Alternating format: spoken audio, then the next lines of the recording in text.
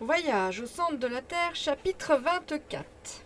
Le lendemain, nous avions déjà oublié nos douleurs passées. Je m'étonnais tout d'abord de n'avoir plus soif, et j'en demandais la raison. Le ruisseau qui coulait à mes pieds, en murmurant, se chargea de me répondre. On déjeuna et l'on but de cette excellente eau ferrugineuse. Je me sentais tout ragaillardi, et décidé à aller loin.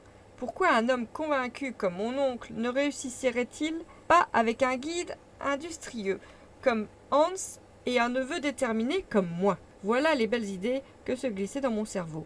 On m'eût proposé de remonter à la cime du Sneffel que j'aurais refusé avec indignation. Mais il n'était heureusement question que de descendre. Partons, m'écriai-je, en éveillant, par mes accents enthousiastes, les vieux échos du globe. La marche fut reprise le jeudi à 8 heures du matin.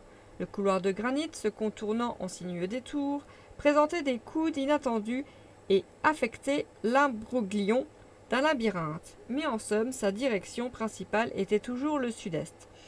Mon oncle ne cessait de consulter avec le plus grand soin sa boussole pour se rendre compte du chemin parcouru.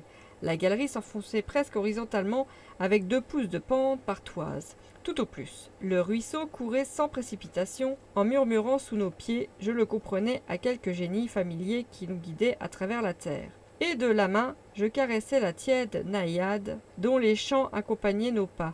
Ma bonne humeur prenait volontiers une tournure mythologique. Quant à mon oncle, il pestait contre l'originalité de la route.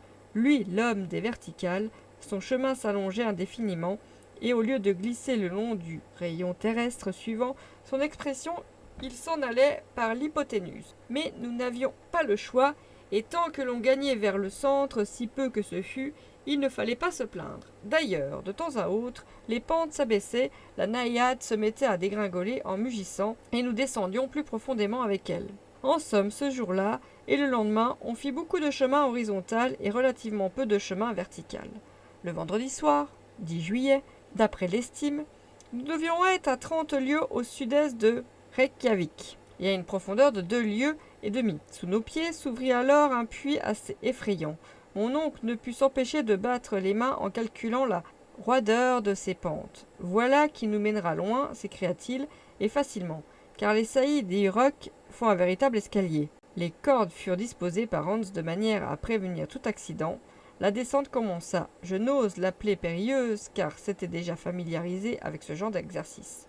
Ce puits était une fente étroite, pratiquée dans le massif du genre de celle qu'on appelle faille. La contraction de la charpente terrestre, à l'époque de son refroidissement, l'avait évidemment produite. Si elle servit autrefois de passage aux matières éruptives vomies par le Sneffel, je ne m'expliquais pas comment celles-ci n'y laissèrent aucune trace. Nous descendions une sorte de vis tournante qu'on eût cru faite de la main des hommes. De quart d'heure en quart d'heure, il fallait s'arrêter pour prendre un repos nécessaire et rendre à nos jarrets leur élasticité. On s'asseyait alors sur quelques saillies, les jambes pendantes, on causait en mangeant et l'on se désaltérait au ruisseau. Il va sans dire que dans cette faille, le Hansbach s'était fait cascade, au détriment de son volume. Mais il suffisait, et au-delà, à étancher notre soif d'ailleurs, avec les déclivités moins accusées, il ne pouvait manquer de reprendre son cours paisible. En ce moment, il me rappelait mon digne oncle, ses impatiences et ses colères, tandis que par les pentes adoucies, c'était le calme du chasseur islandais. Le 11 et le 12 juillet, nous suivîmes les spirales de cette faille, pénétrant encore de 2 lieues dans l'écorce terrestre, ce qui faisait près de 5 lieues au-dessus du niveau de la mer. Mais le 13, vers midi, la faille prit dans la direction du sud-est, une inclinaison beaucoup plus douce, environ 45 degrés. Le chemin devint alors aisé et d'une parfaite monotonie. Il était difficile qu'il fût autrement.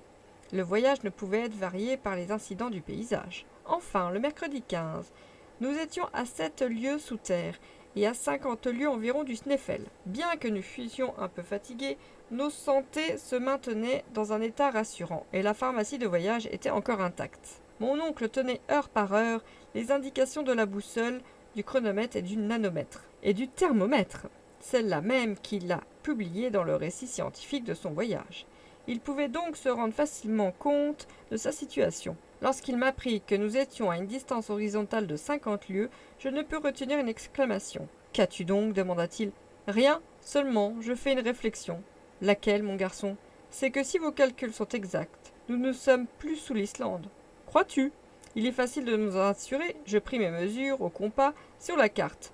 Je ne me trompais pas, dis-je. Nous avons dépassé le cap Portland, et c'est 50 lieues dans le sud-est. Nous mettent en pleine mer. Sous la pleine mer, répliqua mon oncle en se frottant les mains. Ainsi, m'écriai-je, l'océan s'étend au-dessus de notre tête. Bah, Axel, rien de plus naturel. N'y a-t-il pas à Newcastle des mines de charbon qui s'avancent sous les flots ? Le professeur pouvait trouver cette situation fort simple, mais la pensée de me promener sous la masse des eaux ne laissa pas de me préoccuper, et cependant, que les plaines et les montagnes de l'Islande fussent suspendues sous nos têtes, ou les flots de l'Atlantique, cela différait peu, en somme, du moment que la charpente granitique était solide. Du reste, je m'habituai promptement à cette idée, car le couloir tantôt droit, tantôt sinueux, capricieux dans ses pentes, comme dans ses détours, mais toujours courant au sud-est et toujours s'enfonçant davantage, nous conduisit rapidement à de grandes profondeurs. 4 jours plus tard, le samedi 18 juillet, le soir, nous arrivâmes à une espèce de grotte assez vaste. Mon oncle remit à Hans ses 3 riksals hebdomadaires, et il fut décidé que le lendemain serait un jour de repos. Fin du chapitre 24.